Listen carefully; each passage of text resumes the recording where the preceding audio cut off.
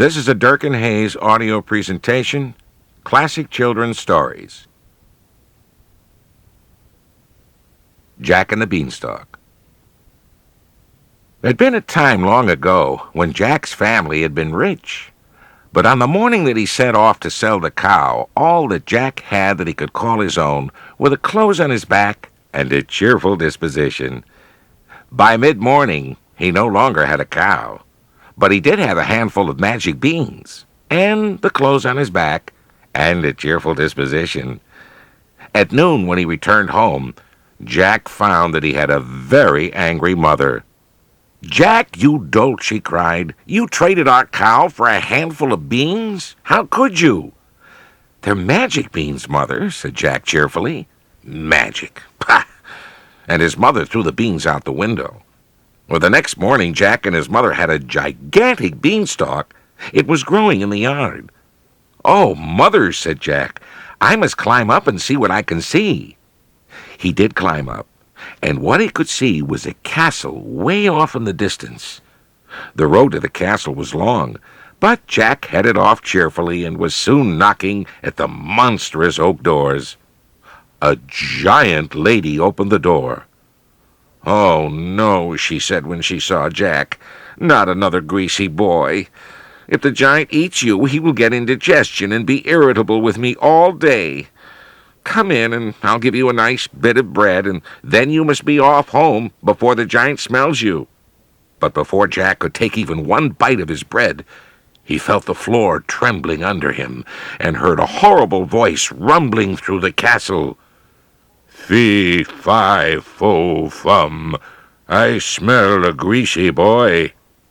The giant lady grabbed Jack and put him in the cupboard just as the giant stomped into the room. "Greasy boy," said the giant lady. No, it's the warthog stew that you smell. Sit down, husband, and I'll fetch you a bowl." The giant ate his lunch and fell asleep with his head on the table. The giant lady pulled Jack out of the cupboard. "You go away now, greasy boy," she said. "I'll give you a bag of gold, and you must never come back." So Jack and his mother now had a bag of gold, and Jack's mother was properly pleased. But she said, "Once long ago, we had a bag of gold like this, and a magic harp, and a magic chicken." And she sighed. "Perhaps the giant has a harp and a chicken too," said Jack cheerfully. "I'll go back." When the giant lady opened the door the next day, she didn't recognize Jack in his new pointed hat. "Oh, no," she said, "not another greasy boy. If the giant eats you, he'll get indigestion and be irritable with me all day. Go away." "Will you give me a gift if I go away and never come back?" said Jack. Yes, said the giant lady. "Do you have a magic harp?" said Jack. "I do," said the giant lady. Suddenly, the giant's voice came thundering. "Fee, fi, fo, fum, I smell a greasy boy." "The giant is coming," said the giant lady. "Here, take the harp and run." Jack did run, but the harp was a singing harp, and as Jack ran, it started to sing. The giant heard the singing and came running after Jack, throwing rocks and trees and cows at the escaping boy. Just in time, Jack reached the beanstalk and went sliding down. Now, Jack and his mother had a bag of gold and a magic harp, and Jack's mother was properly pleased. "Jack," she said, "I believe that this is the very gold and the very harp that was stolen from us so long ago." "Then the giant must have the magic chicken too," said Jack cheerfully, "and I'll get it back." Late the following morning, the giant said to his wife, "Where's the chicken?" "Oh, it's somewhere around here," said the giant lady. The giant's nose started to twitch. "Fee, fi, fo, fum," he said. "I smell a greasy boy." Well, the giant put two and two together and came up with the beanstalk. "That greasy boy has stolen my magic chicken," he roared. He went running toward the beanstalk and got there just in time to miss, and only by a tail feather, grabbing Jack and the magic chicken. Jack slid down the beanstalk, but the giant came after him. When Jack reached the ground, he grabbed his axe and chopped the beanstalk through. With a tremendous roar, the giant came plummeting down. Now, Jack and his mother have a bag of gold, a magic harp, a magic chicken, and a hole in the backyard that will take until Tuesday to fill in. The Golden Crab. Once upon a time, there was a fisherman who had a wife and 3 children. Every morning he used to go out fishing, and whatever fish he caught, he sold to the king. One day, among the other fish, he caught a golden crab. When he came home, he put all the fishes together into a great dish, but he kept the crab separate because it shone so beautifully, and placed it upon a high shelf in the cupboard. Now, while his wife was cleaning the fish, she tucked up her gown so that her feet were visible, which wasn't the polite thing to do in those days. Suddenly, she heard a voice that said, let down your petticoat that lets your feet be seen." She turned around in surprise, and then she saw the little golden crab. "What? You can speak, can you, you ridiculous crab?" she said, for she was not pleased at the crab's remarks. Then she took him up and placed him on a dish. When her husband came home to dinner, they presently heard the crab's little voice saying, "Give me some too." They were much surprised, but they gave him something to eat. When the old man came to take away the plate which had contained the crab's dinner, he found it full of gold. And as the same thing happened every day, he soon became very fond of the crab.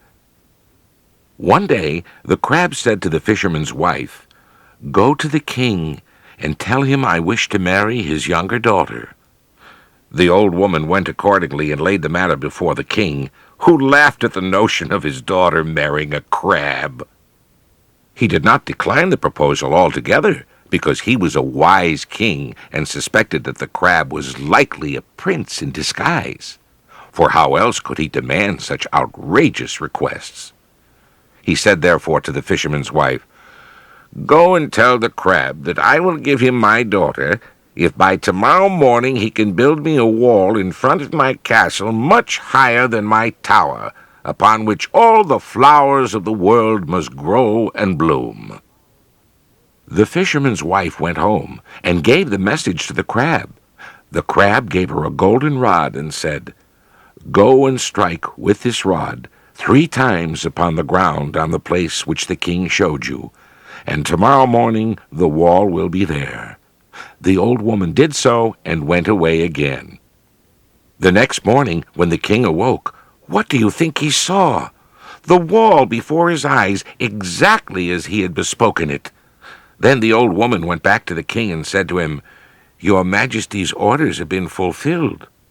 "That is all very well," said the king, "but I cannot give away my daughter until there stands in front of my palace a garden in which there are 3 fountains, of which the first must play gold, the second diamonds, and the third brilliants." So the old woman had to strike again 3 times upon the ground with the rod, and the next morning the garden was there. The king now gave his consent, and the wedding was fixed for the next day. Then the crab said to the fisherman, "Now, take this rod, go and knock with it on a certain mountain. Then a man will come out and ask you what you wish for.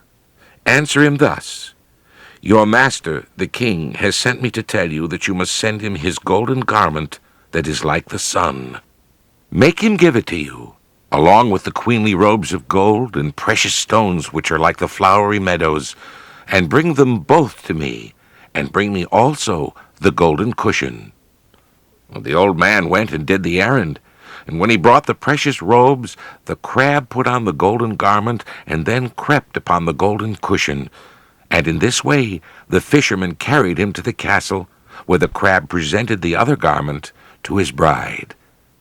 Now the ceremony took place, and when the married pair were alone together, the crab made himself known to his young wife, and told her how he was the son of the greatest king in the world, and how he was enchanted. He became a crab by day, and was a man only at night, and he could also change himself into an eagle as often as he wished. No sooner had he said this than he shook himself and immediately became a handsome youth. But the next morning he was forced to creep back again into his crab shell. And the same thing happened every day, but the princess's affection for the crab and the polite attention with which he behaved to him surprised the royal family very much. They suspected some secret, but though they spied and spied, they could not discover it. Thus a year passed away, and the princess had a son who she called Benjamin. But her mother still thought the whole matter very strange. At last she said to the king that he ought to ask his daughter whether she would not like to have another husband instead of the crab. But when the daughter was questioned, she answered, "I am married to the crab, and only him I will have." Then the king said to her, "I will appoint a tournament in your honor, and I will invite all the princes in the world to it." In the evening, the princess told this to the crab, who said to her, "Take this rod, go to the garden gate and knock with it. Then a man will come out and say to you, 'Why have you called me, and what do you require?' Answer him thus, 'Your master the king has sent me hither to tell you to send him his golden armor and his steel and the silver apple, and bring them to me.'" The princess did so, and brought him what he desired.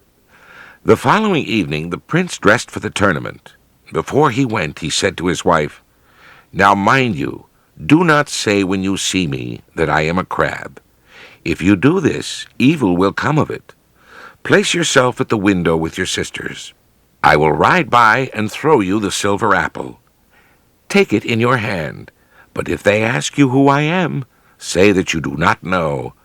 So saying, he kissed her, repeated his warning once more, and went away. The princess went with her sisters to the window and looked on at the tournament. Presently her husband rode by and threw the apple to her. She caught it in her hand and went with it to her room, and by her husband came back to her. But her father was much surprised that she did not seem to care about any of the princes. He therefore appointed a second tournament. The crab then gave his wife the same directions as before, only this time the apple which she received from the man was of gold. But before the prince went to the tournament, he said to his wife, "Now I know you will betray me today."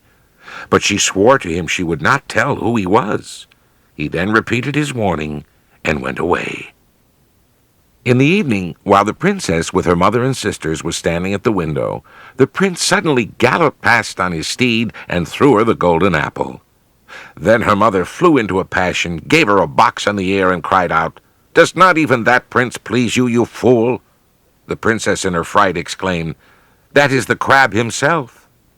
Her mother, who was more angry because she had not been told sooner, ran into her daughter's room where the crab shell was still lying, took it up, and threw it into the fire. Then the poor princess cried bitterly, but it was of no use. Her husband did not come back. Many months later, an old man went to a stream to dip in a crust of bread which he was going to eat, when a dog came out of the water, snatched the bread from his hand, and ran away.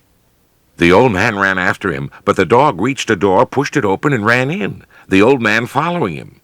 He did not overtake the dog, but found himself on a staircase which he descended.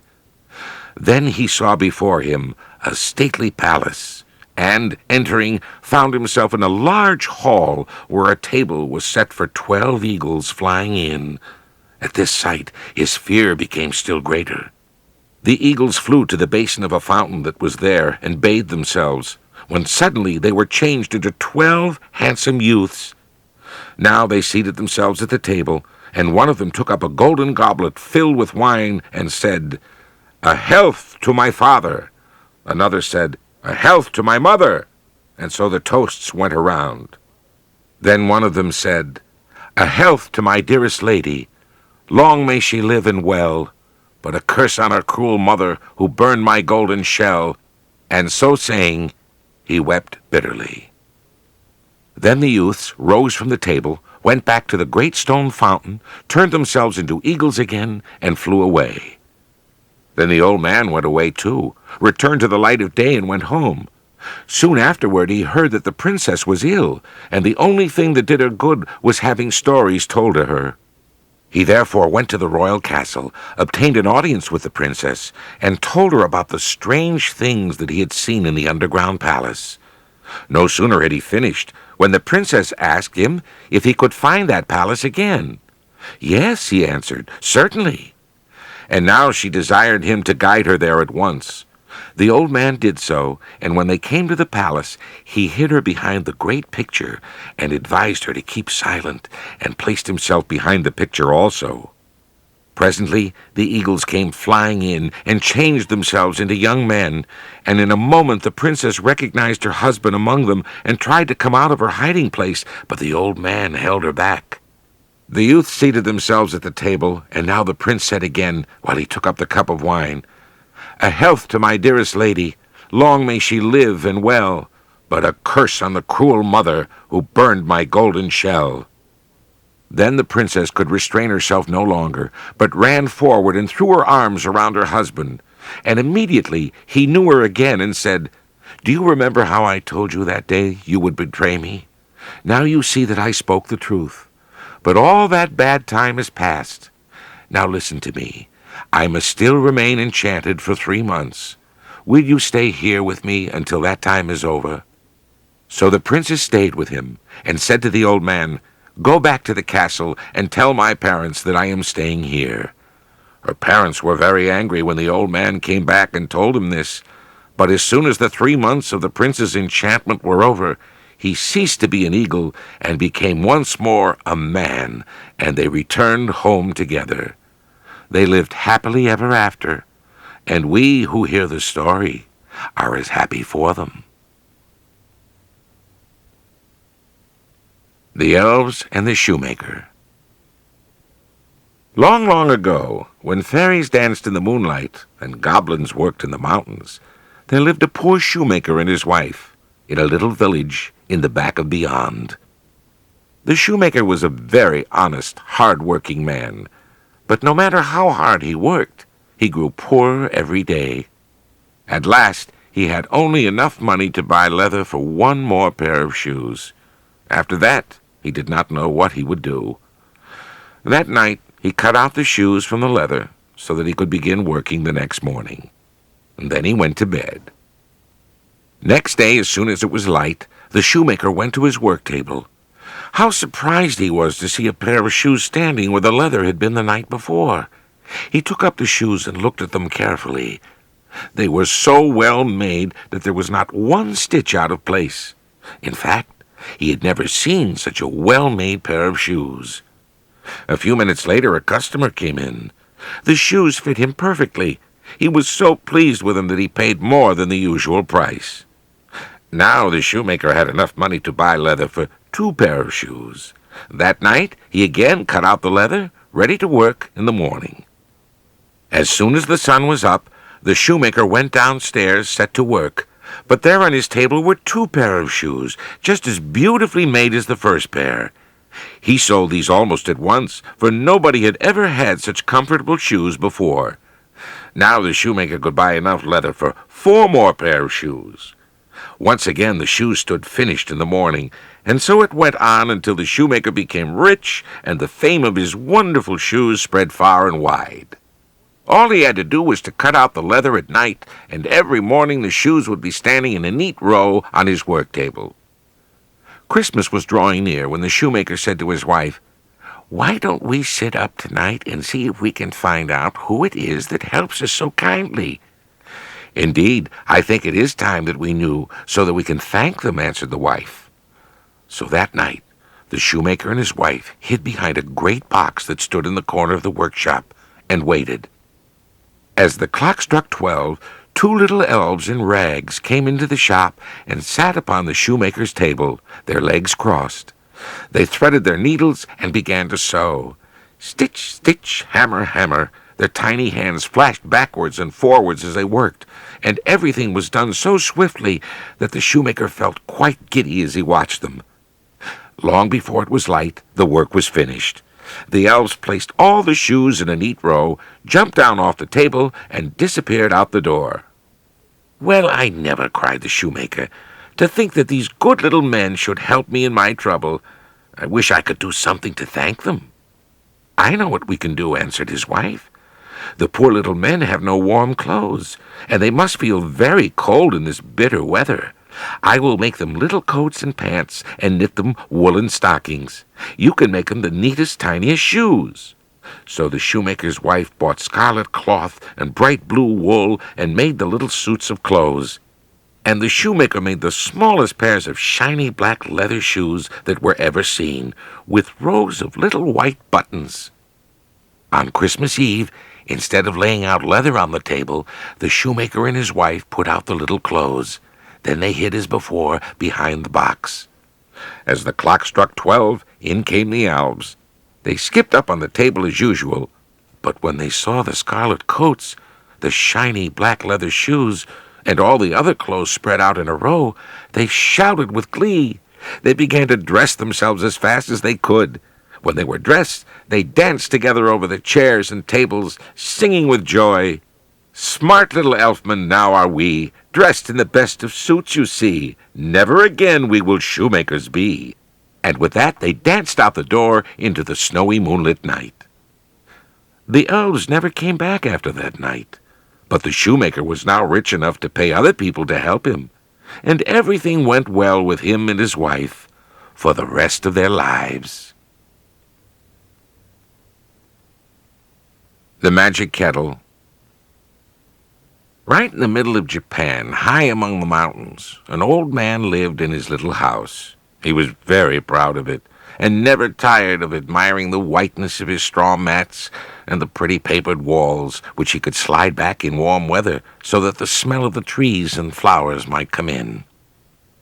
One day he was standing looking at the mountain opposite when he heard a rumbling noise in the room behind him. He turned around, and in the corner he saw a rusty old iron kettle, which could not have seen the light of day for many years. How the kettle got there the old man did not know, but he picked it up and looked it over carefully, and when he found that it was quite whole, he cleaned the dust off it and carried it into his kitchen. "That was a piece of luck," he said, smiling to himself.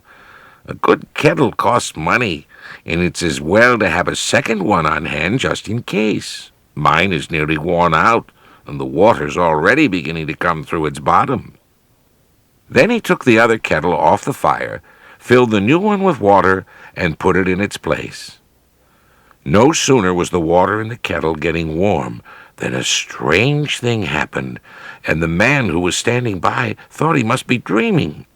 First, the handle of the kettle gradually changed its shape and became a head, and the spout grew into a tail, while out of the body sprang 4 paws, and in a few minutes the man found himself watching not a kettle, but a gremlin. The creature jumped off the fire and bounded about the room like a kitten, running up the walls and over the ceiling, until the old man was in agony lest his pretty room should be spoiled. He cried to a neighbor for help, and between them they managed to catch the gremlin and shut him up safely in a wooden chest. Then, quite exhausted, they sat down on the mats and consulted together what they should do with this troublesome beast. At length they decided to sell him, and bade a child who was passing send them a certain tradesman called Jimmu. When Jimmu arrived, the old man told him that he had something which he wished to get rid of, and lifted the lid of the wooden chest where he had shut up the gremlin. But to his surprise, no gremlin was there. Nothing but the kettle he had found in the corner. It was certainly very odd, but the man remembered what had taken place on the fire and did not want to keep the kettle any more. So after a little bargaining about the price, Jimmu went away carrying the kettle with him. Now, Jimmu had not gone far before he felt that the kettle was getting heavier and heavier. By the time he reached home, he was so tired that he was thankful to put it down in the corner of his room and then forgot all about it. In the middle of the night, however, he was awakened by a loud noise in the corner where the kettle stood, and raised himself up in bed to see what it was. But nothing was there except the kettle, which seemed quiet enough.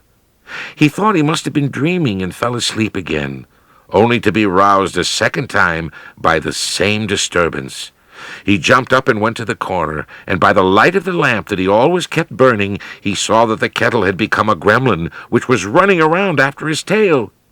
After he grew weary of that, the gremlin ran on the balcony, where he turned several somersaults from pure gladness of heart. The tradesman was much troubled as to what to do with the animal, and it was only toward morning that he managed to get any sleep. But when he opened his eyes again, there was no gremlin, only the kettle he had left there the night before. As soon as he tidied his house, Jimmu set off to tell his story to a friend next door. The man listened quietly and did not appear so surprised as Jimmu expected, for he recollected having heard in his youth something about a wonder-working kettle. "Go and travel with it, show it off," said he, "and you will become a rich man. But be careful first to ask the gremlin's leave, and also to perform some magic ceremonies to prevent him from running away at the sight of people." Jimmu thanked his friend for his advice, which he followed exactly. The gremlin's consent was obtained, a booth was built, and a notice was hung up outside it, inviting the people to come and witness the most wonderful transformation that ever was seen. They came in crowds, and the kettle was passed from hand to hand, and they were allowed to examine it all over and even to look inside. Then Jimmu took it back, and setting it on the platform, commanded it to become a gremlin. In an instant, the handle began to change into a head, and the spout into a tail, while the forepaws appeared at the sides. "Dance," said Jimmu, and the gremlin did his steps, moving first on one side and then on the other, until the people could not stand still any longer, and began to dance too. Gracefully, the gremlin led the fan dance, and glided without a pause into the shadow dance and umbrella dance, and it seemed as if he had danced enough, and that the booth must now be closed. Day after day, the booth was so full it was hardly possible to enter it, and what the neighbor foretold had come to pass, and Jimmu was a rich man. Yet he did not feel happy. He was an honest man, and thought that he owed some of his wealth to the man from whom he bought the kettle. So one morning he put 100 pieces of gold into it, and hanging the kettle once more on his arm, he returned to the seller of it. "I have no right to keep it any longer," he added when he had told his story. "So I have brought it back to you, and inside you will find 100 gold pieces as the price of its hire." The man thanked Jimmu, saying that few people would have been as honest as he, and the kettle brought them both luck. Everything went well with them until they died, which they did when they were very old, respected by everyone. Po-an and the Kuan Yin. In China many years ago, a boy was born into the family of Qin, which means gold. His name was Po-an, which means 1,000,000, because it was foretold that one day he would be rich and have 1,000,000 pieces of gold. But Po-an spent all his money on the poor. He gave away so much that he hardly had any food for himself, and his clothes were always worn and ragged. One day he asked himself, "Why is it that I, who am called 1,000,000 pieces of gold, have not a coin to give a beggar or a bowl of rice to share with him?" He decided to go and seek the answer from the wise goddess, the Kuan Yin. Po-an traveled for many days until he came to a wide and fast-flowing river. As he stood on the riverbank, deciding how he could cross, a deep voice called from the hilltop, "Po-an, are you going to see the Kuan Yin?" "Yes," replied Po-an, wondering who was calling to him. "Then would you ask her a question for me?" Po-an knew that he could only ask the Kuan Yin 3 questions, but as he had only one of his own to ask, he willingly agreed to the voice's request. Then a huge snake appeared over the hill. It was so enormous it could easily have swallowed Po-an up in one gulp. Po-an trembled with fear. "Ask the Kuan Yin, why is it that although I am 1,001 years old, I am not yet a dragon?" hissed the snake. "For I am good and never greedy, as you can see." Po-an was relieved to hear this. "I will ask her," he said. "But how am I to cross the river?" "I shall take you on my back," declared the snake. Po-an hung on tightly to the snake's slippery back as it swam across the river and was very glad to reach the other side. He hurried on his way and soon came to an inn where he stopped and asked for a bowl of rice. "What brings you here?" asked the innkeeper. Po-an told him that he was going to visit the Kuan Yin. "Then ask her a question from me," pleaded the innkeeper. "My beautiful daughter cannot speak. Please ask the Kuan Yin why this is so." Po-an felt sorry for the innkeeper and readily agreed. After all, the Kuan Yin would answer 3 questions, and Po-an had only one of his own to ask. Po-an traveled on until it was dark. At the next house he came to, he asked if he could have a bed for the night. The house belonged to a rich man who gave Po-an a good meal and a comfortable bed to sleep in. Next morning, as Po-an was about to leave, the rich man called out, "As you are going to the Kuan Yin, would you ask her a question from me? In my garden are many special plants and trees that have been well looked after for 20 years, but none of them will flower or bear fruit. Please, ask the Kuan Yin why this is so." "Of course I will," promised Po-an without hesitation. Alas, he was only allowed to ask the Kuan Yin 3 questions, and now there were 4. What should he do? Po-an knew the answer. "I've made promises to the great snake, the innkeeper, and the rich man," he said to himself, "and promises must always be kept." When Po-an arrived at the Kuan Yin's temple, she invited him to ask her 3 questions. "Why is the great snake not yet a dragon when he's been good and never greedy for 1,001 years?" The Kuan Yin replied, "There are 7 pearls on his head. If he takes 6 away, he will become a dragon." Next, Po-an asked, "Why can the innkeeper's daughter not speak?" The Kuan Yin replied, "It will be so until she sees the man she will marry." Then Po-an asked, "Why are there no flowers or fruit in the rich man's garden?" The Kuan Yin replied, "There are 7 caskets of gold and silver in his garden. There will be no flowers or fruit until he gives away half his treasure." Po-an thanked the Kuan Yin and set off for home. First, he gave the rich man the goddess's answer, and the rich man was so grateful that he gave Po-an half his treasure. Next, Po-an went to the innkeeper to tell him what the Kuan Yin had said. When the innkeeper's daughter saw him from her window, she called out, "Welcome back, Po-an."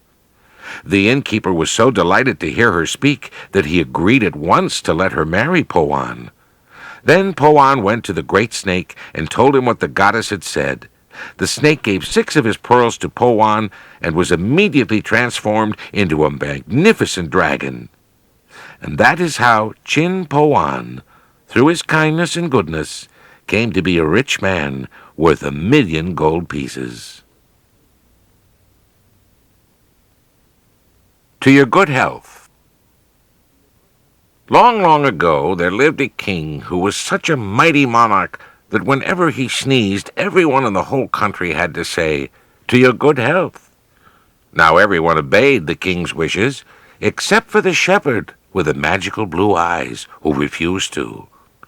The king heard of this and was very angry, and sent for the shepherd to appear before him. The shepherd came and stood before the throne where the king sat, looking very grand and powerful. But however grand and powerful he might be, the shepherd did not feel a bit afraid of him. "Say at once, 'To my good health,'" cried the king. "To my good health," replied the shepherd. To mine, you rascal, you vagabond," stormed the king. To mine, your majesty," was the answer. "But to my own," roared the king, and kicked his throne in a rage. "Well, yes, to mine, of course to my own," cried the shepherd, and gently tapped his breast. The king was beside himself with fury, and did not know what to do, when the Lord Chamberlain interrupted. "Say at once, say at this very moment, 'To your health, your majesty,' for if you don't say it, you'll lose your life," he whispered. "No, "I won't say it until I get the princess for my wife," was the shepherd's answer. Now the princess was sitting on a little throne beside the king, her father, and she looked as sweet and lovely as a little golden dove. When she heard what the shepherd said, she could not help laughing, for there's no denying that this young shepherd pleased her very much. Indeed, he pleased her better than any king's son she had yet seen. But the king was not as pleasant as his daughter, and gave orders to throw the shepherd into the white bear's pit. The guards led him away and thrust him into the pit with the white bear, who had eaten nothing for 2 days and was very hungry. The door of the pit was hardly closed when the bear rushed at the shepherd, but when it saw his piercing blue eyes, it was so frightened it would almost have eaten itself. It shrank away into a corner and sat there, watching the shepherd boy's eyes. The shepherd realized that if he once took his eyes off the beast, he was a dead man, and in order to keep himself awake, he made up songs and sang them, and so the night went by. Next morning the Lord Chamberlain came, expecting to see the shepherd's bones, and he was amazed to find him alive and well. He led him to the king, who fell into a furious rage and said, "Well, you've learned what it is to be very near death. Now will you say, 'To my good health'?" But the shepherd answered, "I'm not afraid of 10 deaths. I will only say it, if I may have the princess for my wife." "Then go to your death," cried the king, and ordered him to be thrown into the den with the wild boars. The wild boars had not been fed for a week, and when the shepherd was thrust into their den, they rushed at him to tear him to pieces. But the shepherd took a little flute out of the sleeve of his jacket and began to play a merry tune. At first the wild boars shrank shyly away. Then they got up on their hind legs and began to dance. The shepherd would have given anything to be able to laugh, they looked so funny, but he dared not stop playing, for he knew well enough that the moment he stopped, they would fall upon him and tear him to pieces. His eyes were of no use to him here, for he could not have stared 10 wild boars all at the same time. At first he played very slowly, as if in a minuet. Then by degrees he played faster and faster, until they could hardly twist and turn quickly enough, and ended by falling all over each other in a heap, quite exhausted and out of breath. Then the shepherd ventured to laugh at last. He laughed so long and so loud that when the Lord Chamberlain came early in the morning expecting to find only his bones, the tears were still running down his cheeks from laughter. As soon as the king was dressed, the shepherd was again brought before him. But he was more angry than ever to think the wild boars had not torn the man to bits, and he said, "Well, you have learned how it feels to be near 10 deaths. Now say, 'To my good health.'" But the shepherd broke in with, "I do not fear 100 deaths. I will only say it if I may have the princess for my wife." "Then go to 100 deaths," roared the king, and ordered the shepherd to be thrown down the deep vault of sword. The guards dragged him away to a dark dungeon, in the middle of which was a deep well with sharp swords all around it. At the bottom of the well was a little light by which one could see if anyone thrown in had fallen to the bottom. When the shepherd was dragged to the dungeon, he begged the guards to leave him alone a little while, that he might look down into the pit of swords. Perhaps he might, after all, make up his mind to say, "To your good health," to the king. So the guards left him alone, and he stuck up his long stick near the well, hung his cloak around the stick, and put his hat on the top. He also hung his knapsack up inside the cloak, so that it might seem to have somebody within it. When this was done, he called out to the guards and said that he had considered the matter, but after all, he could not make up his mind to say what the king wished. The guards came in, threw the hat and cloak, knapsack and stick all down the well together, watched to see how they put out the light at the bottom, and came away thinking that now there really was an end to the shepherd. But he had hidden in a dark corner and was laughing to himself all the time. Quite early next morning came the Lord Chamberlain carrying a lamp, and he nearly fell backward with surprise when he saw the shepherd alive and well. He brought him to the king, whose fury was greater than ever, but who cried, "Well, now that you have been near 100 deaths, will you say, 'To your good health'?" But the shepherd only gave the same answer. I won't say it until the princess is my wife." "Perhaps, after all, you may do it for less," said the king, who saw that there was no chance of doing away with the shepherd, and he ordered the state coach to be made ready. Then he had the shepherd get in with him and sit beside him, and ordered the coachman to drive to the silver wood.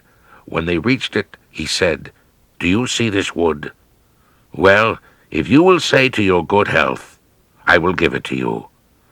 The shepherd was very tempted, but he still persisted. "I will not say it until the princess is my wife." The king was much vexed. He drove farther until they came to a splendid castle of gold. Then he said, "Do you see this golden castle? Well, I will give you that too, the silver wood and the golden castle, if only you will say that one thing to me, 'To your good health.'" The shepherd gaped and wondered and was quite dazzled, but he still said, "No, I will not say it until I have the princess for my wife." This time the king was overwhelmed with grief, and gave orders to drive on to the diamond pond, and there he tried once more. "Do you see this diamond pond? I will give you that too, the silver wood, and the golden castle, and the diamond pond. You shall have them all, if you will but say, 'To your good health.'" The shepherd had to shut his eyes tight not to be dazzled with the brilliant pond, but still he said, No, I will not say it until I have the princess for my wife." Then the king saw that all his efforts were useless, and that he might as well give in. So he said, Well, it's all the same to me. I will give you my daughter as a wife. But then you really and truly must say to me, 'To your good health.'" "Of course I'll say it. Why should I not say it? It stands to reason that I shall say it then." At this time the king was more delighted than anyone could have believed. He made it known all through the country that there were to be great rejoicings, as the princess was going to be married. And everyone rejoiced to think that the princess, who had refused so many royal suitors, should have ended by falling in love with the blue-eyed shepherd. There was such a wedding as had never been seen. Everyone ate and drank and danced. Even the sick were feasted, and all the newborn children had presents given to them. But the greatest merrymaking was in the king's palace. There the best bands played, and the best food was cooked. A crowd of people sat down to table, and all was fun and merrymaking. And when the groomsmen, according to custom, brought the great boar's head on a big dish and placed it before the king to carve and give everyone a share, the savory smell was so strong that the king began to sneeze with all his might. "To your very good health," cried the shepherd before anyone else. And the king was so delighted that he was happy to have him as a son. In time, when the old king died, the shepherd succeeded him. He was a good, wise, and generous king, and never forced anyone to do anything just to please him. And as he traveled the streets of his kingdom, you could hear him shout to his subjects, "To your good health, my friends, to your good health." Don't cut the lawn. Mr. Pomeroy went to his seaside cottage for a vacation. The sea was right, the sand was right, the sun was right, the salt was right. But outside his cottage, the lawn had grown into a terrible tangle. He got out his lawnmower, which he called Snapping Jack. "Now for some fun," said Snapping Jack. "Things have been very quiet lately. I've wanted to get at that cheeky grass for weeks and weeks." Mr. Pomeroy began pushing the lawnmower, and the grass flew up and out. However, he'd only gone a few steps when out of the tangly jungle flew a lark crying, "Don't cut the lawn! Don't cut the lawn! You'll cut my little nestlings, which have just been born." Mr. Pomeroy went there to investigate, and sure enough, 4 baby larks lay in a nest on the ground. "No need to worry, Madam Lark," cried Mr. Pomeroy to the anxious mother. "We'll go around your nest and cut the lawn farther away." So they went around the nest and started cutting the lawn farther away. "Now for it," said Snapping Jack, snapping away happily. But just then out jumped a mother hare, crying, "Don't cut the lawn! Don't cut the lawn! You'll cut my little leveret, which has just been born." Mr. Pomeroy went to investigate, and there, sure enough, was a little brown leveret safe in his nest. "We'll have to go farther away to do our mowing," Mr. Pomeroy said to Snapping Jack. So they went farther away, and Mr. Pomeroy said, "Now we'll really begin cutting this lawn." "Right," said Snapping Jack, "and we'll have no mercy on it." But they had only just begun to have no mercy on the lawn when a tabby cat leaped out of the tangle and meowed at them. "Don't cut the lawn! Don't cut the lawn! You'll cut my little kittens, which have just been born." Mr. Pomeroy went to investigate, and there, sure enough, were 2 striped kittens in a little golden tangly hollow. "This place is more like a zoo than a lawn," grumbled Snapping Jack. "We'll go farther away this time, but you must promise to be hard-hearted, or the lawn will get the better of us." "All right. If it happens again, I'll be very hard-hearted," promised Mr. Pomeroy. They began to cut where the lawn was longest, lankiest, tangliest, and most terribly tough. "I'm not going to take any notice of any interruptions this time," he said to himself firmly. "We'll really get down to business," said Snapping Jack, beginning to champ with satisfaction. Then something moved in the long, lank tangle. Something slowly sat up and stared at them with jeweled eyes. It was a big mother dragon, as green as grass, as golden as the sun. She looked at him and she hissed, "Don't cut the lawn! Don't cut the lawn! You'll cut my little dragon, which has just been born." There, among the leathery scraps of a shell of a dragon's egg, was a tiny dragon as golden and glittering as a bejeweled evening bag. It blew out a tiny flame at them, just like a cigarette lighter. "Isn't he clever for one so young?" exclaimed his loving mother. "Of course, I can blow out a very big flame. I could easily scorch off your eyebrows." "Fire restrictions are on," croaked the alarmed Mr. Pomeroy. "Oh, I'm afraid that wouldn't stop me," said the dragon. "Not if I were upset about anything. And if you mowed my baby, I'd be very upset. I'd probably breathe fire hot enough to melt a lawnmower." "What do you think?" Mr. Pomeroy asked Snapping Jack. "Let's leave it until next week," said Snapping Jack hurriedly. "We don't want to upset a loving mother, do we? Particularly one that breathes fire." So the lawn was left alone, and Mr. Pomeroy sat on his veranda, enjoying the sun, or swam in the sea, enjoying the salt water, and day by day he watched the cottage lawn grow more tangly. Then, one day, out of the tangles flew 4 baby larks that began learning how to soar and sing as larks do. And out of the tangles came a little hare that frolicked and frisked as hares do. And out of the tangles came 2 striped kittens that pounced and bounced as kittens do. And then out of the tangles came a little dragon with golden scales and eyes like stars, and it lay its shining head on Mr. Pomeroy's knee and told him some of the wonderful stories that only dragons know. Even Snapping Jack listened with interest. "Fancy that," he was heard to remark. "I'm glad I talked Mr. Pomeroy out of mowing the lawn. Who'd ever believe a tangly lawn could be the home of so many creatures? There's more to lawns than mere grass, you know." And Mr. Pomeroy, the larks, the leverets, the kittens, and the little dragon all agreed with him. A longbow story. One day, a banker, who was also a grain merchant, was walking along a country road when he overtook a farmer going in the same direction.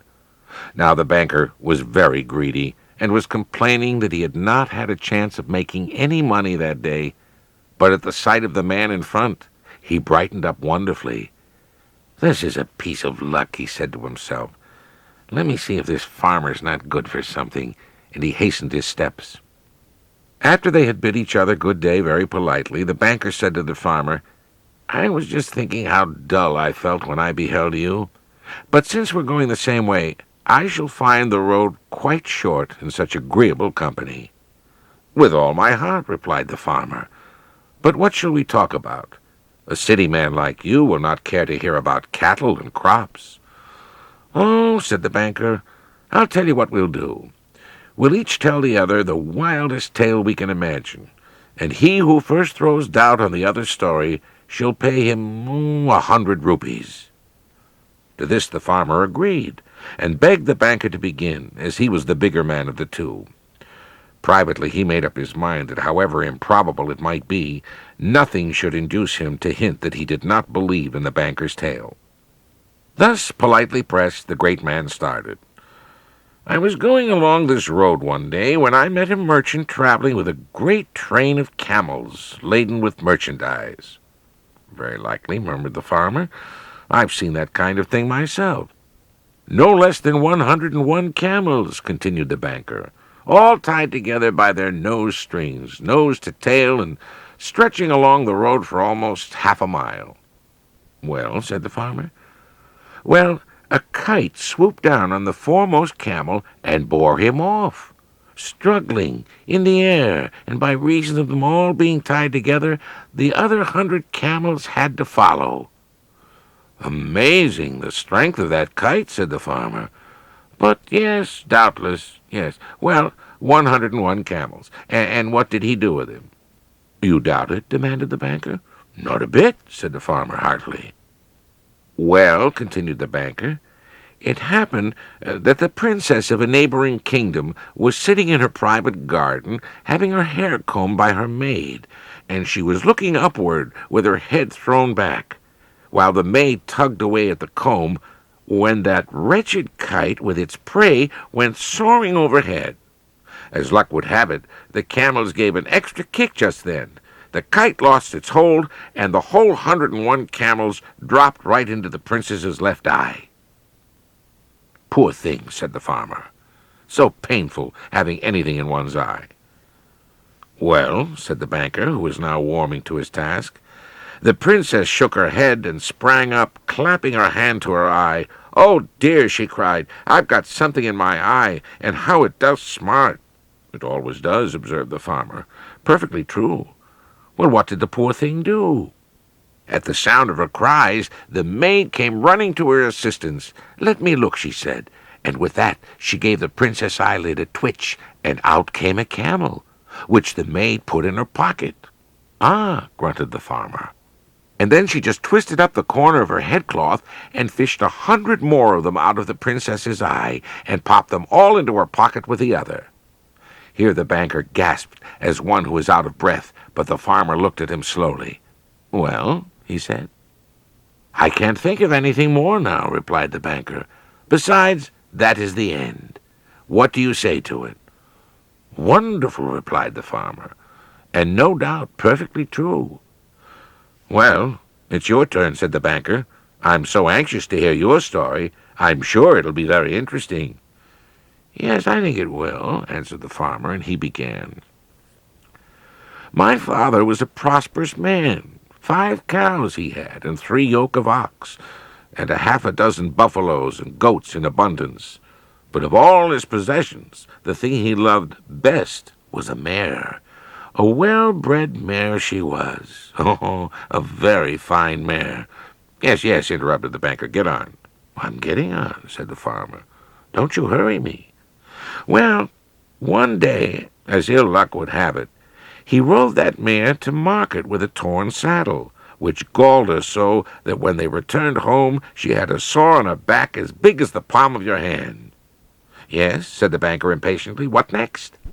It was June, said the farmer, and you know how in June the air is full of dust storms, with rain at times. Well, the poor beast got dust in that wound, and what's more, with the dust and the heat and the wet, the wheat sprouted and began to grow. Wheat does when it gets a fair chance, said the banker. Yes, and the next thing we knew there was a crop of wheat on that mare's back as big as anything you ever saw in a 100-acre field, and we had to hire 20 men to reap it. One generally has to hire extra hands for reaping, said the banker. And we got 400 pounds of wheat off that mare's back, continued the farmer. A good crop, murmured the banker. And your father, said the farmer, a poor wretch with hardly enough to keep body and soul together, the banker snorted but was silent, came to my father, and he said, putting his hands together as humble as could be. The banker here flashed a furious glance at his companion, but bit his lips and held his peace. "I haven't tasted food for a week. Oh, great master, let me have the loan of 16 pounds of wheat from your store, and I will repay you." "Certainly, neighbor," answered my father. "Take what you need and repay it as you can." "Well?" demanded the banker with fury in his heart. "Well, he took the wheat away with him," replied the farmer. "But he never repaid it, and it's a debt to this day. Sometimes I wonder whether I shall not go to the law about it." Then the banker began running his thumb quickly up and down the fingers of his right hand, and his lips moved in quick calculation. "What's the matter?" asked the farmer. "The wheat is the cheaper. I'll pay you for the wheat," said the banker, with the calmness of despair, as he remembered that by his own arrangement he was bound to give the farmer 100 rupees. And to this day, they say in those parts, when a man owes a debt, give me the money, or if not that, give me at least the wheat. The Three Little Pigs. There was an old sow with 3 little pigs, and as she had not enough money to feed them, she sent them out into the world to seek their fortune. The first that went off met a man with a bundle of straw, and said to him, "Please, man, give me that straw so I may build a house," which the man did, and the little pig built a house with it. Presently along came a wolf, who knocked at the door and said, little pig, let me come in," to which the pig replied, "No, no, not by the hair of my chinny chin chin." The wolf answered him, "Then I'll huff and I'll puff and I'll blow your house in." So he huffed and he puffed and he blew the house in, and ate up the little pig. The second little pig met a man with a bundle of sticks, and said, "Please, man, give me those twigs so I may build a house," which the man did, and the pig built his house. Then along came the wolf and said, little pig, let me come in." "No, no, not by the hair of my chinny chin chin." "Then I'll huff and I'll puff and I'll blow your house in." So he huffed and he puffed and he puffed and he huffed, and at last down through the house of twigs, and he ate up the little pig. The third little pig met a man with a load of bricks, and he said, "Please, man, give me those bricks so I may build a house." The man gave him the bricks, and he built his house with them. So the wolf came as he did with the others, and said, little pig, let me come in." "No, no, not by the hair of my chinny chin chin." "Then I'll huff and I'll puff and I'll blow your house in." Well, he huffed and he puffed, and he puffed and he huffed, but he couldn't blow the house down. When he found that he could not, with all the huffing and puffing, he said, little pig, I know where there's a nice patch of turnips." "Where?" said the little pig. "In Mr. Smith's home field, and if you're ready tomorrow morning, I will call for you, and we'll go together and get some for dinner." "Very well," said the little pig. "I will be ready. What time do you mean to go?" "Oh, 6 o'clock." Well, the little pig woke up at 5, and got the turnips before the wolf came, which he did about 6, and said, little pig, are you ready?" And the little pig said, "Ready. I've been and come back again, and got a nice potful for dinner." The wolf felt very angry at this, but thought that he would catch the pig somehow or other, so he said, little pig, I know where there's a nice apple tree." "Where?" said the pig. "Down in the big park," replied the wolf. "And if you will not deceive me, I'll come for you at 5 o'clock tomorrow, and we'll get some apples." Well, the little pig bustled out the next morning at 4 o'clock, and went off for the apples, hoping to get back before the wolf came. But as he had farther to go and had to climb the tree, he was just climbing down from it when he saw the wolf coming, which, as you may suppose, frightened him very much. When the wolf came up, he said, "What? Little pig, are you here before me? Are they nice apples?" "Yes, very," said the little pig. "I will throw you down one." And he threw it so far that while the wolf had gone to pick it up, the little pig had jumped down and ran all the way home. The next day the wolf came again and said to the little pig, "Little pig, there's a fair in the town this afternoon. Will you go?" "Oh, yes," said the little pig, "I will go. What time shall you be ready?" "At 3, said the wolf. The little pig went off before the time as usual and arrived at the fair. He bought a butter churn which he was going home with when he saw the wolf coming. Then he could not tell what to do. He got into the churn to hide, and by doing so turned it around so that it rolled down the hill with the pig in it, which frightened the wolf so much that he ran home without going to the fair. He went to the little pig's house and told him how frightened he had been by a great round thing which came down the hill past him. Then the little pig said, "Aha, I frightened you, did I? I'd been to the fair and bought myself a butter churn, and when I saw you, I got into it and rolled down the hill." Then the wolf was very angry indeed, and declared that he would eat up the little pig, and he would come down the chimney after him. When the little pig saw what he was about, he hung up a pot full of water and made a blazing fire, and just as the wolf was coming down, took off the cover of the pot, and in fell the wolf. So the little pig put on the cover again in an instant, boiled the wolf up, and ate him for dinner, and he lived happily ever after. Snow White and Rose Red. There was once a poor widow who lived in a lonely cottage. In front of the cottage was a garden, where there stood 2 rose trees, one of which blossomed with white, and the other red roses. She had 2 children who were like the 2 rose trees, and one was called Snow White, and the other Rose Red. They were as good and happy, as busy and cheerful as ever 2 children in the world were. Only Snow White was more quiet and gentle than Rose Red. Rose Red liked better to run about in the meadows and fields, seeking flowers and catching butterflies. But Snow White sat at home with her mother, helped her with her housework, or read to her when there was nothing to do. The 2 children were so fond of each other that they always held each other by the hand when they went out together. And when Snow White said, "We will not leave each other," their mother would add, "What one has, she must share with the other." They often ran about the forest alone and gathered red berries, and no beasts did them any harm, but came close to them trustfully. The little rabbit would eat a cabbage leaf out of their hands, the deer grazed by their side, the stag leapt merrily by them, and the birds sat still upon the boughs and sang whatever they knew. No mishap overtook them.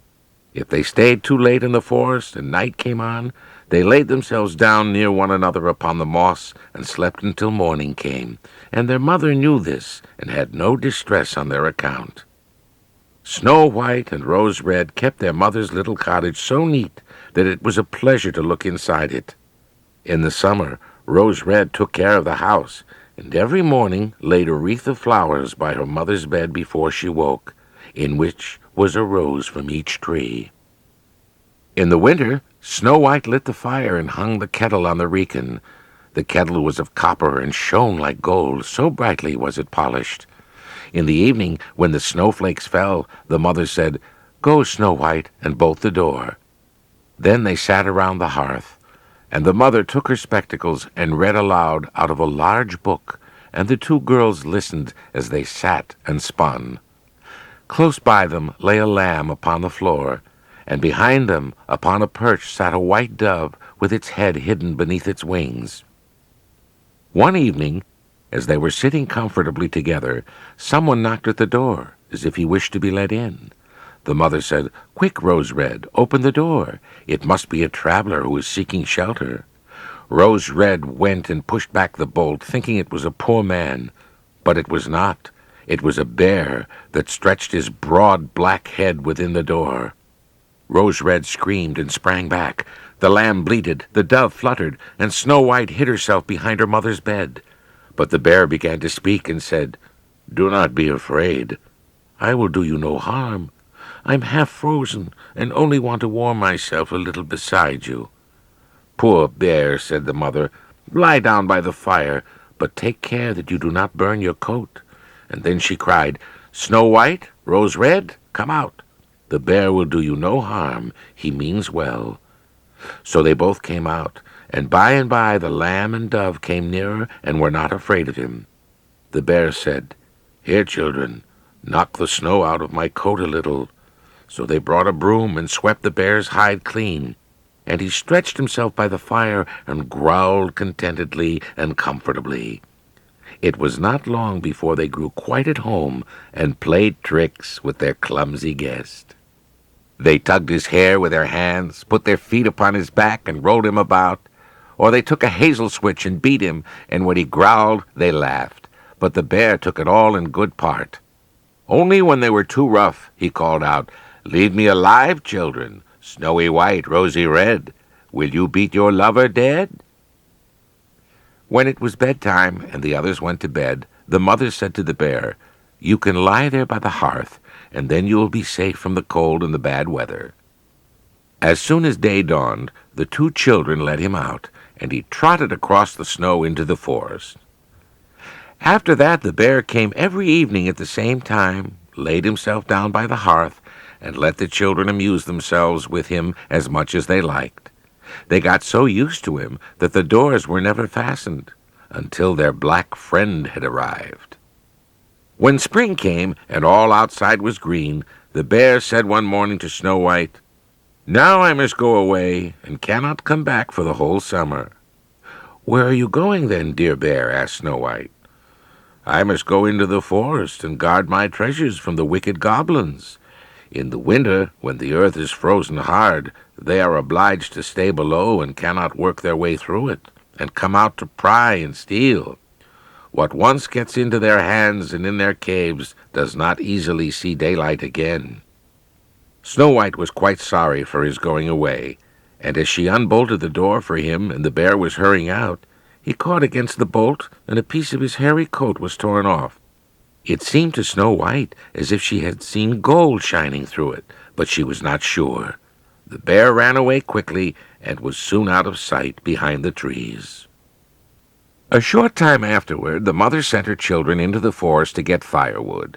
There they found a big tree which lay felled on the ground, and close by the trunk something was jumping backward and forward in the grass, but they could not make out what it was. When they came nearer, they saw a goblin with an old withered face and a snow-white beard 1 yard long. The end of the beard was caught in a crevice of the tree, and the little fellow was jumping backward and forward like a dog tied to a rope and did not know what to do. He glared at the girls with his fiery red eyes and cried, "Why do you stand there? Can you not come here and help me?" "What are you about there, little man?" asked Rose Red. "You nosy goose," answered the goblin. "I was going to split the tree to get a little wood for cooking. The little bit of food that one of us wants gets burnt up directly with thick logs. We do not swallow so much as you coarse, greedy folk. I'd just driven the wedge safely in, and everything was going as I wished, but the wretched wood was too smooth and suddenly sprang asunder, and the tree closed so quickly that I could not pull out my beautiful white beard. So now it is tight in, and I cannot get away, and the silly, sleek, milk-faced things laugh. How odious you are!" The children tried very hard, but they could not pull the beard out. It was caught too fast. "I will run and fetch someone," said Rose Red. "You senseless goose," snarled the goblin. "Why should you fetch someone? You are already too many for me. Can you not think of something better?" "Don't be impatient," said Snow White. "I will help you." She pulled her scissors out of her pocket and cut off the end of the beard. As soon as the goblin felt himself free, he laid hold of a bag that lay amongst the roots of the tree, and which was full of gold, and lifted it up, grumbling to himself, "Uncouth people, to cut off a piece of my fine beard. Bad luck to you." Then he swung the bag upon his back and went off without even once looking at the children. Some time after, Snow White and Rose Red went to catch some fish. As they came near the brook, they saw something like a large grasshopper jumping toward the water, as if it were going to leap in. They ran to it, and found it was the goblin. "Where are you going?" said Rose Red. "You surely don't want to go into the water." "I'm not such a fool," cried the goblin. "Don't you see that the accursed fish wants to pull me in?" The little fellow had been sitting there fishing, and unluckily the wind had twisted his beard with the fishing line. Just then a big fish bit, and the feeble creature had not strength to pull it out. The fish kept the upper hand and pulled the dwarf toward him. He held on to all the reeds and rushes, but it was of little good. He was forced to follow the movements of the fish and was in urgent danger of being dragged into the water. The girls came just in time. They held him fast and tried to free his beard from the line, but all in vain. Beard and line were entangled fast together. Nothing was left but to bring out the scissors and cut the beard, whereby a small part of it was lost. When the goblin saw that, he screamed out, "Is that Sybil, you toadstool, to disfigure one's face? Was it not enough to clip off the end of my beard? Now you've cut off the best part of it. I cannot let myself be seen by my people. I wish you'd been made to run the soles off your shoes." Then he took out a sack of pearls that lay in the rushes, and without saying a word more, he dragged it away and disappeared behind a stone. It happened that soon afterward the mother sent the two children to town to buy needles and thread, lace and ribbons. The road led them across a heath, upon which huge pieces of rock lay strewn here and there. Now they noticed a large bird hovering in the air, flying slowly round and round above them. It sank lower and lower, and at last settled near a rock not far off.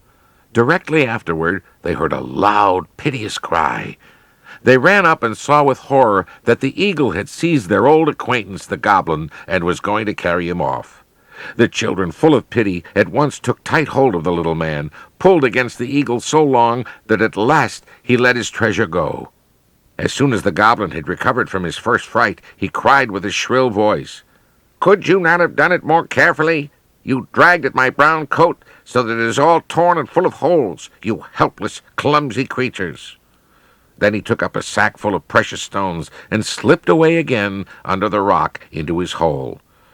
The girls, who by this time were used to his thanklessness, went on their way and did their business in the town. As they crossed the heath again on their way home, they surprised the goblin, who had emptied out his bag of precious stones in a clean spot, and had not thought that anyone would come there so late.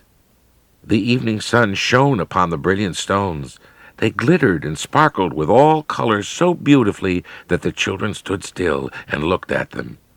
"Why do you stand gaping there?" cried the goblin, and his angry face became copper-red with rage. He was going on with his bad words when a loud growling was heard, and a black bear came trotting toward them out of the forest. The goblin sprang up in fright, but he could not get to his cave, for the bear was already close.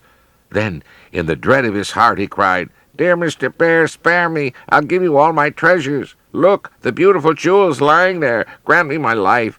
What do you want with such a slender little fellow as I? You would not feel me between your teeth. Come and take these two wicked girls. They're tender morsels for you, fat as young quails. For mercy's sake, eat them. Here, I give you all my treasures and my magic stick, too." The bear took no heed of his words, but kept walking toward them. The goblin ran away and never returned again. The girls had run away, too, but the bear called to them, "Snow White and Rose Red, do not be afraid. Wait, I will come with you." Then they knew his voice and waited, and when he came up to them, suddenly his bearskin fell off, and there stood a handsome man, clothed all in gold. "I am a king's son," he said, "and I was bewitched by that wicked goblin who had stolen my treasures. I've had to run about the forest as a savage bear until I was freed by his disappearance. Now he has got his well-deserved punishment." Snow White was married to him, and Rose Red to his brother, and they divided between them the great treasure which the goblin had gathered together in his cave. The old mother lived peacefully and happily with her children for many years. She took the two rose trees with her, and they stood before her window. Every year they bore the most beautiful roses, white and red. The Collage Cat. Once upon a time there lived an old man and his wife in a tiny tumble-down cottage, not very far from the splendid palace where the king and queen dwelt. In spite of the wretched state of the hut, which many people declared was too bad even for a pig to live in, the old man was very, very rich, for he was very lucky and a great miser. He would often go without food all day rather than change one of his beloved gold pieces. After a while he found that he had starved himself once too often. He fell ill and had no strength to get well again, so in a few days he died, leaving his wife and one son behind. The night following his death, the son dreamt that an unknown man appeared to him and said, "Listen to me. Your father is dead, and your mother will soon die, and all their riches will belong to you. Half of his wealth is ill-gotten, and this you must give back to the poor from whom he cheated. The other half you must throw into the sea. Watch, however, as the money sinks into the water, and if anything should swim, catch it and keep it, even if it is nothing more than a bit of paper." Then the man vanished, and the youth awoke. The memory of his dream troubled him greatly. He did not want to part with the riches that his father had left him, for he had known all his life what it was to be cold and hungry, and now he had hoped for a little comfort and pleasure. Still, he was honest and good-hearted, and if his father had come wrongfully by his wealth, he felt he could never enjoy it, and at last he made up his mind to do as he had been asked. He found out who were the poorest people in the village, and spent half of his money in helping them. The other half he put in his pocket, and then from a rock that jutted right out into the sea, he flung it. In a moment it was out of sight, and no man could have told the spot where it had sunk, except for a tiny scrap of paper floating in the water. He stretched down carefully and managed to reach it, and opening it, found 6 cents wrapped inside. This was now all the money he had in the world. The young man looked at it thoughtfully. "Well, I can't do much with this," he said to himself. But after all, 6 cents were better than nothing, and he wrapped them up again and slipped them into his coat. He worked in his garden for the next few weeks, and he and his mother contrived to live on the fruit and vegetables he raised. Then she too died suddenly. The poor fellow felt very sad when he laid her in her grave, and with a heavy heart he wandered into the forest, not knowing where he was going. By and by he began to feel hungry, and seeing a small hut in front of him, he knocked at the door and asked if they would let him come in, adding kindly that he wished for a bed for the night, but hadn't enough money to pay for it. He was admitted happily. 2 women and 3 men were at supper when he entered, and silently made room for him to sit down by them. When he had eaten, he began to look about him, and was surprised to see an animal sitting by the fire, different from anything he had ever noticed before. It was gray in color, and not very big, but its eyes were large and very bright, and it seemed to be singing in an odd way, quite unlike any animal in the forest. "What is the name of that strange little creature?" asked the youth. And they answered, "We call it a cat." "I should like to buy it if it's not too dear," said the young man. "It would be company for me." And they told him that he might have it for 6 cents if he cared to give so much. The young man took out his precious bit of paper and handed them the 6 cents. The next morning he thanked his host and said goodbye with the cat lying snugly in his cloak. For the whole day they wandered through meadows and forests until in the evening they reached a house. The young fellow knocked at the door and asked the old man who opened it if he could rest there that night, adding that he had no money to pay for it. "Then I must give it to you," answered the man, and led him into a room where 2 women and 2 men were sitting at supper. One of the women was the old man's wife, the other his daughter. The youth placed the cat on the mantel-shelf, and they all crowded around to examine this strange beast. The cat rubbed itself against them, held out its paw, and sang to them. The women were delighted and gave it everything that a cat could eat, and a great deal more besides. After hearing the youth's story and how he had nothing in the world except his cat, the old man advised him to go to the palace, which was only a few miles distant, and seek an audience with the king, who was kind to everyone and would certainly be his friend. The young man thanked him and said he would gladly take his advice. So early next morning he set out for the royal palace. He sent a message to the king begging for an audience, and received a reply that he was to go to the great hall. The king was at dinner with his court. When the young man entered, the king signaled him to come near. The youth bowed low and then gazed in surprise at the crowd of little black creatures who were running about the floor and even on the table itself. Indeed, they were so bold they snatched pieces of food from the king's own plate, and if he drove them away, tried to bite his hand so he could not eat his food. His courtiers fared no better. "What sort of animals are these?" asked the youth of one of the ladies sitting near him. "They are called rats," answered the king, who had overheard the question. "And for years we have tried to find some way of putting an end to them, but it is impossible. They come into our very beds." At this moment, something was seen flying through the air.